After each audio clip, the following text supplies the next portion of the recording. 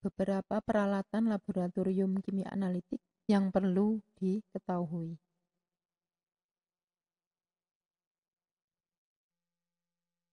Yang pertama adalah timbangan analitik. Ya, seperti ini bentuknya. Di sini ada 4 angka di belakang koma ya. Bagian-bagiannya seperti ini ya. Jadi nanti ini dihubungkan ke listrik. Di kanan kiri dan atas itu bisa dibuka tutup. Ya, bisa dibuka tutup. Dari kiri bisa, kanan bisa, jadi tangan bisa masuk dari sini, kemudian satunya bisa masuk dari sini. Kalau atas biasanya untuk jarang digunakan ya, mungkin untuk larutan gitu ya. Bagaimana caranya? Ya pertama duduklah dengan nyaman dan posisikan analytical balance dalam jangkauan. Jadi kita duduk di depan timbangan ini, kemudian nyalakan timbangan dengan menekan tombol power ya. Di sini ya, di sini kemudian cek terlebih dahulu apakah sudah terhubung dengan sumber daya ya di listrik dulu ya. Kemudian tunggu hingga posisi angka menjadi stabil atau 0 ya. Kemudian setelah itu buka dahulu pintu pelindung, masukkan kaca arloji untuk zat padat atau botol timbang untuk zat cair atau zat yang higroskopis. Kemudian tutup pintu ya. Jadi masukkan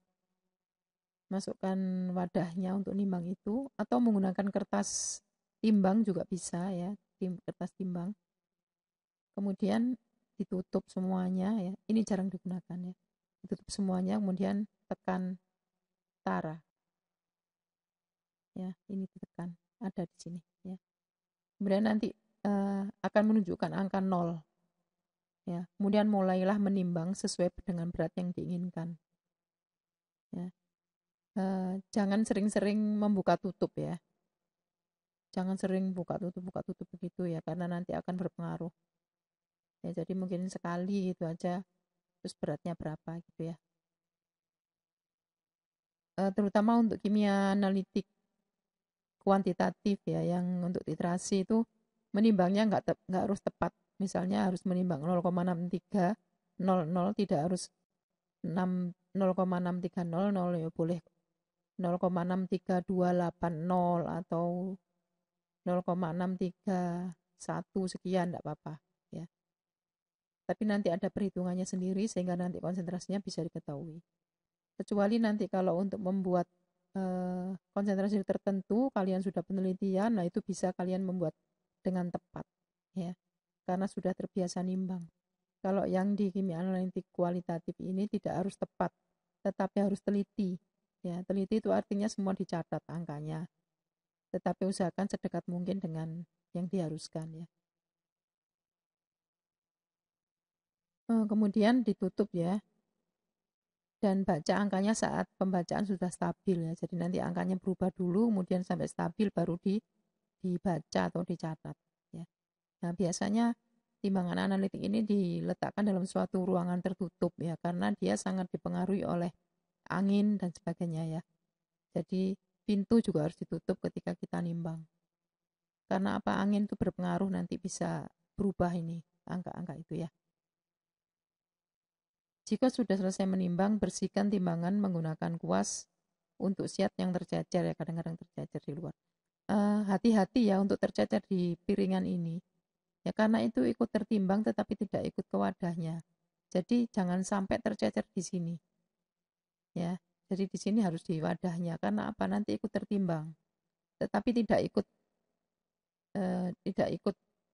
dilarutkan nanti ya. Jadi ada sisa di sini itu nanti kurang, nggak kuantitatif nanti ya.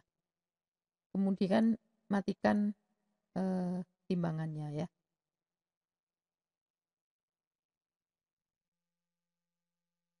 Kemudian alat berikutnya adalah buret. Buret seperti ini ya. Buret itu tulisannya TD ya, to deliver. Jadi dia termasuk TD, to deliver. Kemudian ada kualitasnya ya, ada kualitas A seperti ini. Kalau kualitas A itu paling bagus ya. Jadi ketika cairan itu mengalir itu yang tepi-tepinya itu dengan cepat bisa ikut turun ke bawah. Sementara kualitas B tentunya ya lebih lambat lagi, apalagi yang kualitas jelek. Nah, tapi biasanya yang terbaik adalah kualitas A ya. Bagaimana cara memasangnya ya, jadi di sini ini ada apa? Statif, kemudian ada klem, kemudian buret ini diusahakan di tengah-tengah klem ini. Supaya apa? Supaya tidak jatuh ya. Jadi nanti kalau terlalu ujung dia nanti jatuh ya. Atau terlalu di sini juga bahaya ya jatuh. Ya, jadi ini harus bagaimana letaknya aman. Kemudian ujung buret ini harusnya nanti mestinya posisinya agak masuk sedikit. Kemudian pertama cuci buret dengan air keran dan sabun cair hingga bersih dan yang ditandai dengan tidak adanya titik-titik air di dalam buret. Cek kebocoran keran serta kelancarannya dengan cara buka tutup keran ya. Jadi nanti waktu mencuci itu kita bisa ngecek apakah keran itu bocor atau tidak. Tapi untuk keran zaman sekarang itu bagus ya, banyak yang bagus nggak bocor ya. Jadi ini kerannya itu dari plastik. Kalau zaman saya dulu ini dari kaca semua. Nah itu efeknya apa? Nanti seret gitu ya. Terus kasih vaselin dan sebagainya. Kalau yang sekarang ini sudah bagus. Kecuali ininya tertukar dengan yang lain ya. Jadi jangan sampai punya yang satu dan lain tertukar, itu bisa-bisa nggak sama ya. Bilas buret dengan aquades kira-kira 10 ml ya, dibilas dengan aquades ya. Dengan menggunakan botol semprot ya. Sampai semua sisi buret terbasahi dengan cara buret dibuat posisi mendekati horizontal sambil diputar. Buang aquades di bak cuci. Kemudian bilas buret dengan larutan standar yang akan dimasukkan ke dalamnya dengan cara yang sama dengan membilas dengan cara yang sama dengan cara membilas aquades tadi ya maksudnya. Setelah dicuci dengan aquades, maksudnya dibilas dengan aquades, maka buret ini harus dibilas dengan zat yang akan dimasukkan ke dalamnya. Tujuannya apa? Tujuannya adalah supaya zat yang di dalam buret ini konsentrasinya sama dengan zat yang ada di botol yang sudah kita buat. Ya, jadi supaya konsentrasinya sama. Kalau tidak dibilas dengan zat itu, maka di sini lebih encer nanti. Konsentrasinya lebih encer karena tadi kan air, sudah ada air ya.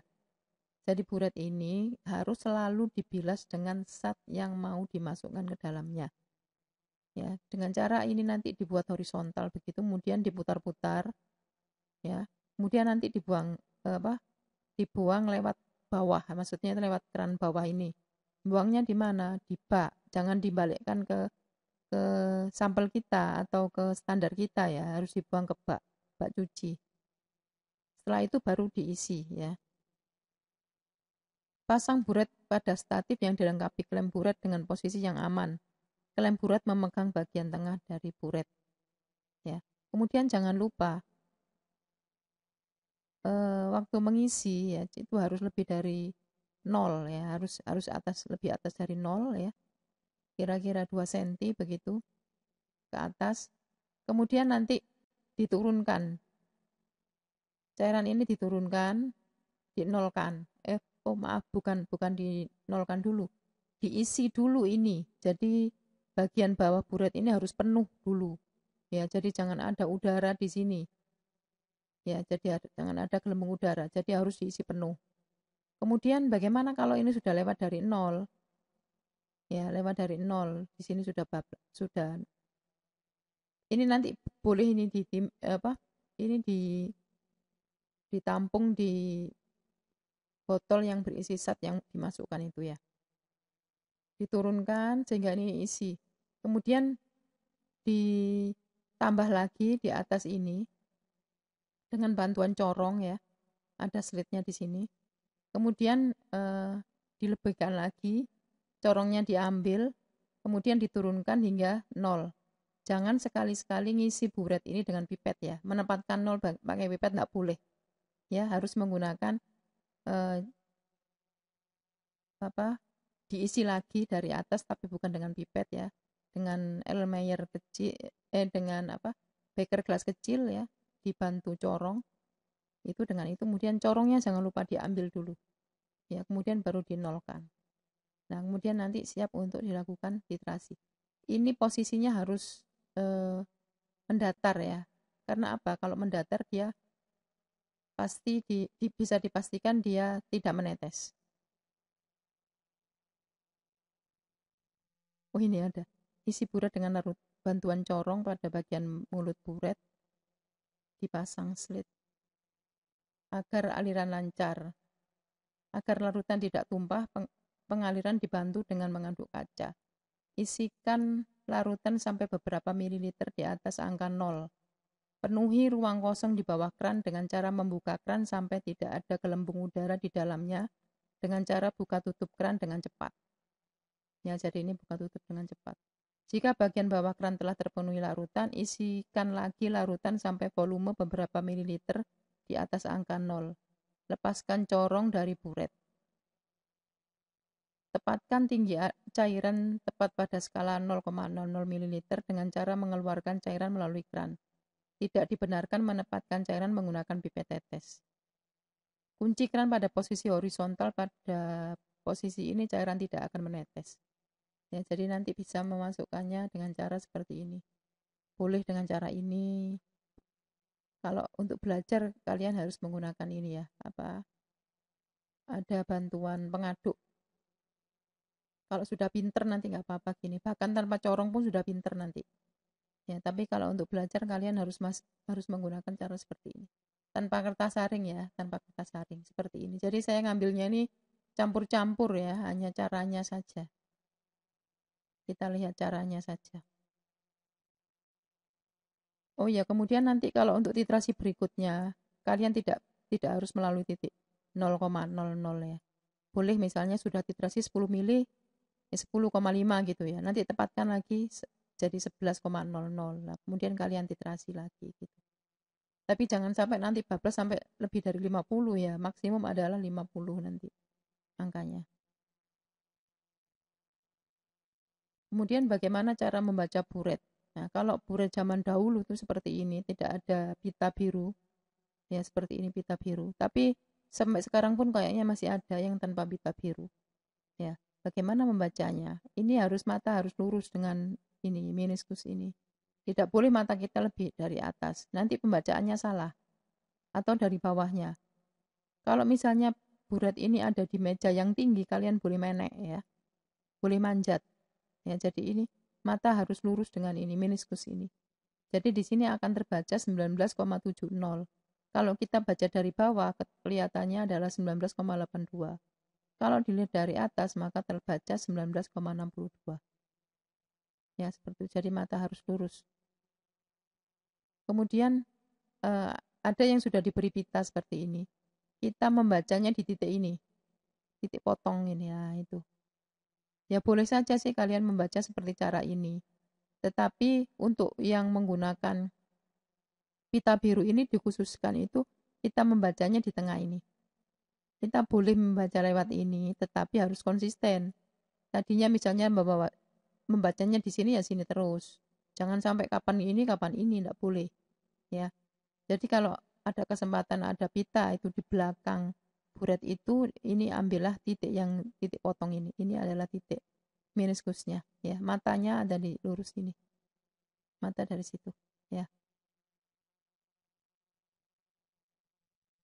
Berikutnya adalah labu takar. Fungsinya adalah membuat larutan standar. Ya. Untuk membuat larutan standar dengan konsentrasi tertentu kita harus menggunakan labu takar. Kemudian selain untuk membuat larutan standar juga untuk membuat larutan sampel ya. Itu nanti harus dipaskan volumenya. Di sini hanya satu tanda saja sehingga volumenya adalah 100,0 ya, tidak ada angka lagi di atasnya, tidak ada garis lagi di atasnya. Maka kalau tepat di sini maka itu adalah 100,0. Mata harus lurus meniskusnya. Tidak boleh membaca di atas atau bawah. Dan digunakan meniskus bawah ya. Nah, seperti ini misalnya lah gini, diambil yang bawah.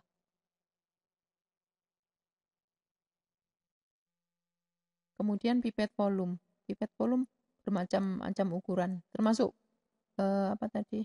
Labu takar juga banyak ya, ukurannya macam-macam. Nah, ini macam-macam ya, ada yang 50 sampai 50 ya. 25, 20. Kemudian 10, ada yang sampai 1 mili terakhir. Kemudian ini adalah fungsinya adalah memindahkan atau mengambil sampel atau standar pada volume tertentu ya. Pipet volume itu volumenya hanya satu volume. Kemudian ada lagi pipet ukur, itu untuk misalnya 10 mili itu ada garis-garisnya itu ya. Jadi bisa ngambil 1 mili, 2 mili, 3 mili gitu ya. Ada skalanya. Kalau pipet volume hanya untuk satu volume saja. Bagaimana caranya ya? Bagaimana cara mengambilnya? Bisa dengan bantuan ini penyedot ini ya, karet gitu misalnya. Kalau ini karet yang sederhana yang dipakai ya. Ini biasanya kita mengambilnya itu dari labu takar gitu ya. Ada juga untuk sampel mungkin boleh yang mungkin ada sampelnya kayak gini ya.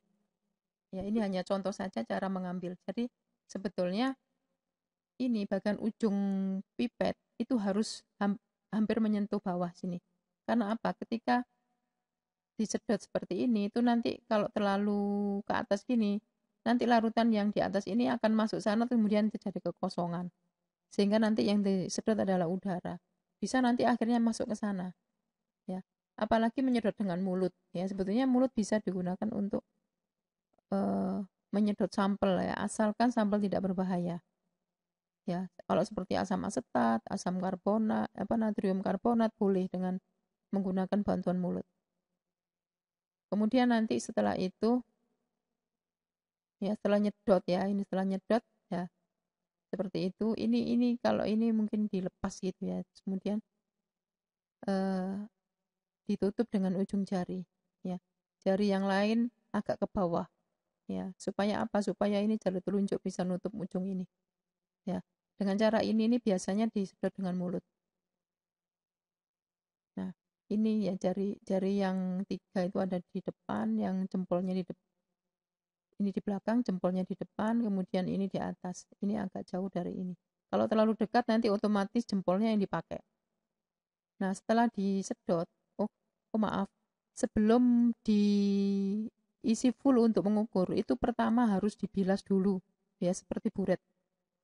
Ya, jadi harus dibilas dulu dengan zat yang mau diukur. Ya, untuk pertama kali harus dibilas dulu. Dibilas terus dibuang ya, dibuang. Jangan dibalikkan lagi ke sini, tapi dibuang di bak ya, bak cuci. Kemudian setelah itu kita nyedot lagi volumenya harus lebih dari titik 0 itu, titik garis itu ya, lebih 2 cm begitu. Kemudian nanti ujung bagian ini diserbet ya. Kemudian dipaskan ke ke tandanya itu, baru nanti diturunkan secara kuantitatif seperti ini. Nah, ini kalau menggunakan beker, tapi kalau untuk iterasi kan menggunakan ini ya. Jadi harus ini dibuat tegak lurus ya. Kemudian bagian ujung ini nempel di kacanya ya, di wadahnya nempel. Sehingga nanti mengalir secara kuantitatif. Ujung buretnya ini kalau ada sisa jangan ditiup atau dipaksa dikeluarkan.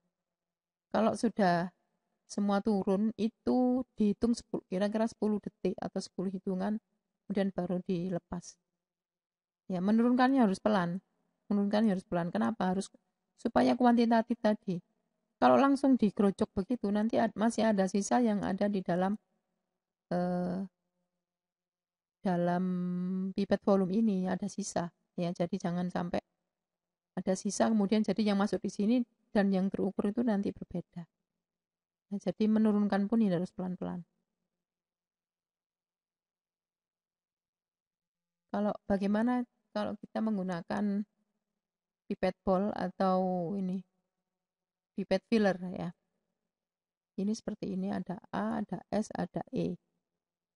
Caranya bagaimana? Tekan S atau section bersamaan dengan A ya, untuk mengeluarkan udara yang ada. Jadi A dan S ini ditekan bersama-sama untuk mengeluarkan gas yang ada di dalam sini. Jadi waktu kita gunakan untuk pipet ini harus dalam keadaan kosong. Sambungkan pipet dengan rubber bulb.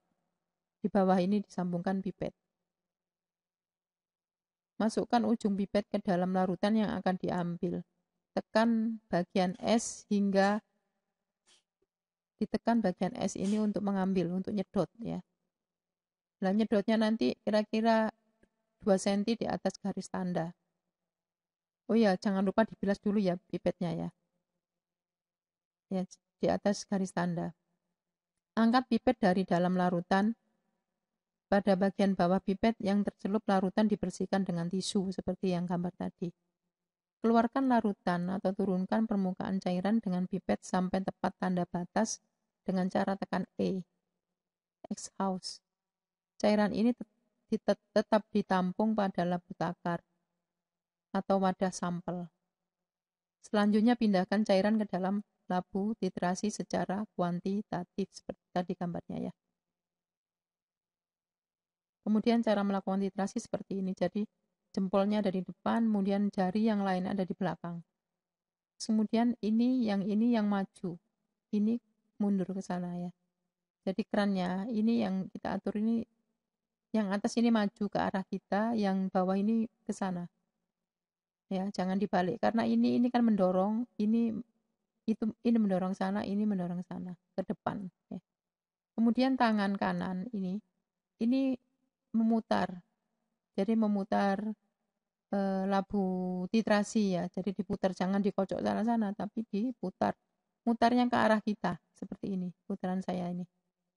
Jangan dibalik sana ya. Tapi ya gini. Ke arah kita. Terus jangan lupa di bagian bawah ini diberi kertas berwarna putih supaya bisa mengetahui perubahan warnanya ya.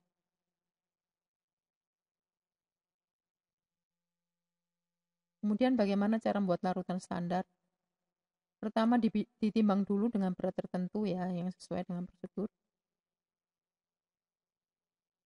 Kemudian dipindahkan ke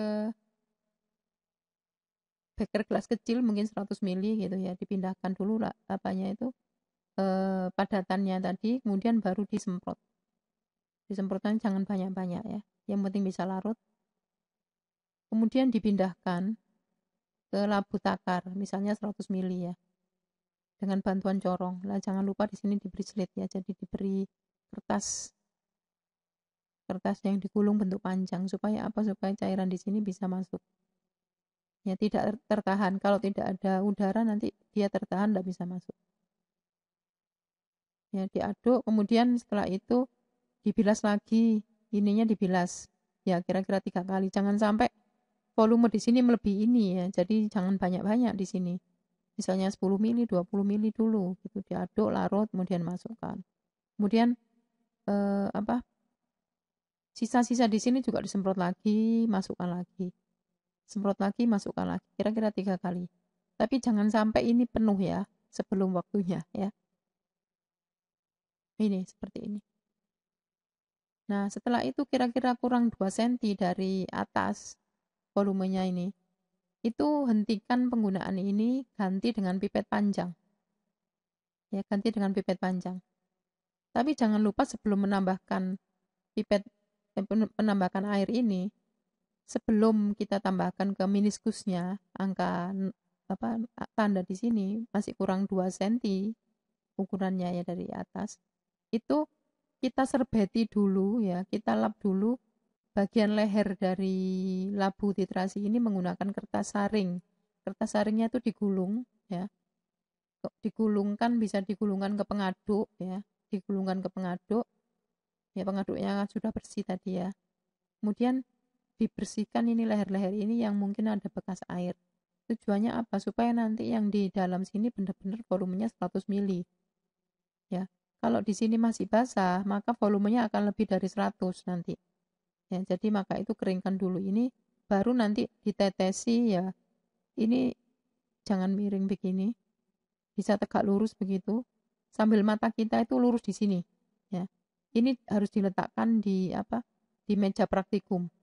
Mata kita menunduk, ya, kita kita jongkok gitu ya dari duduk gitu, jadi jongkok supaya mata kita itu bisa melihat ini.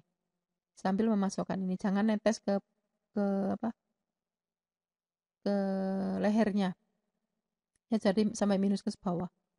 Kemudian setelah itu pasang tutup dan dikocok hingga homogen. Ini siap digunakan. Kemudian bagaimana cara seandainya ada nyaring-nyaring ya, di kimia analitik itu sering ada nyaring begitu ya. Cara menyaring. Itu kertas saring dalam bentuk bulat gini, bundar ya. Itu dilipat jadi 2. Ya, nanti akan terbentuk seperti ini, kemudian dilipat jadi 4. Seperti ini. Nanti salah satu ujungnya kita sobek.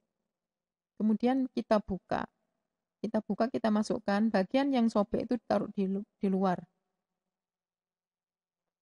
Lah memasangnya, masang kertas saringnya itu harus lebih rendah daripada corong ya, harus lebih rendah kira-kira setengah senti, 1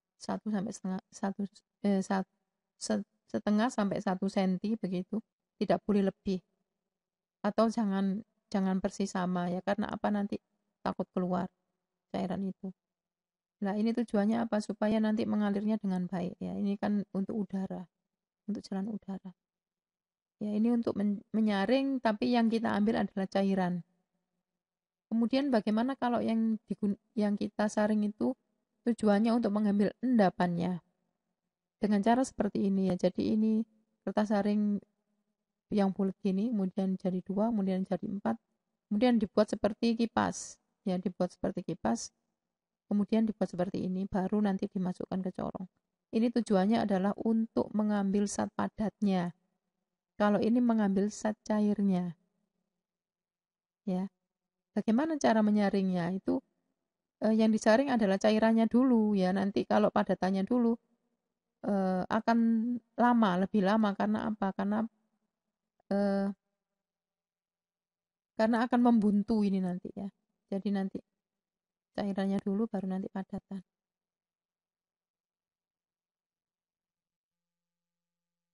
Berikutnya yang perlu kita kenali adalah desikator ya. Kegunaannya apa? Adalah untuk menyimpan bahan kimia. Yaitu untuk menyimpan bahan kimia kering yang mudah rusak dan mudah bereaksi terhadap uap air pada kelembapan udara. Kemudian menyimpan bahan yang bersifat higroskopis ya, seperti ini. Jadi namanya desikator ya. Ini ada semacam sarangan gitu ya. Terus kemudian di bagian bawahnya ini diberi pengering. Ya, misalnya silika gel ya. Kalau dia masih aktif itu warnanya biru. Artinya kalau biru ini dia tidak ada air yang terserap. Tapi lama-lama menjadi ungu dan lama-lama menjadi putih. Kalau di situ dia sudah jenuh dengan air. Ya, jadi kalau kita habis memanaskan sesuatu bisa kita masukkan di sini, atau standar NaCl ya. NaCl itu kan higroskopis. Kemudian kalau dia dibuat untuk larutan standar kan harus dipanaskan dulu di oven. Kemudian supaya dia tidak menyerap air, maka dia ditaruh di sini untuk penyimpanannya. Ya. Terus kemudian kalau silika gelnya ini nanti sudah warna putih atau sudah pink begitu ya, itu bisa kita ambil ya, kemudian kita taruh, kita masukkan dalam cawan porselin, kemudian dipanaskan. Nanti akan kembali biru karena airnya hilang. Nah, setelah itu dalam keadaan masih hangat ya, itu bisa dimasukkan ke sini. Kemudian dipasang lagi. Nah, cara buka tutup ini itu di sini dipasang vaselin biasanya ya. Kemudian nanti cara membukanya tidak langsung diangkat begitu tutupnya, tetapi nanti didorong caranya ya. Kalau diangkat nggak bisa. Ya, berat sekali itu karena di sini kan sifatnya itu dia harus hampa udara ya. Jadi di sini seperti vakum begitu, jadi susah untuk diangkat. Kalaupun nanti berhasil mengangkat itu nanti bahaya karena bisa saja jatuh. Ya, oleh karena itu cara membukanya bagaimana? Dengan cara didorong. Ya, tangan satu memegang yang ini, tangan satunya memegang ini untuk mendorong. Kemudian sampelnya tadi baru dimasukkan. Kemudian media pendingin, ya. Jadi fungsi kedua adalah untuk media pendingin. Ketika melibatkan pemanasan dengan media krus, di mana pada umumnya pemanasan dilakukan hingga suhu yang sangat tinggi, maka krus panas tersebut dalam desikator untuk mempercepat pendinginan krus ke suhu ruang sebelum ditimbang untuk tujuan gravimetri. Jadi nanti kalau kalian praktikum gravimetri, itu nanti setelah krusnya tadi di furnace ya pada suhu tinggi, kemudian cara mendinginkan tuh dimasukkan di sini. Tujuannya apa? Pertama cepat dingin. Yang kedua supaya tidak terpengaruh oleh adanya air dan sebagainya ya. Sehingga nanti saat penimbangan itu tidak disebabkan oleh adanya kelembapan udara yang mungkin terserap pada cawan porselen itu. Ya, jadi ketika sudah dingin ya, berkenan sudah dingin maka ini diambil untuk ditimbang. Ya kan kita tidak boleh menimbang panas, harus suhu ruang.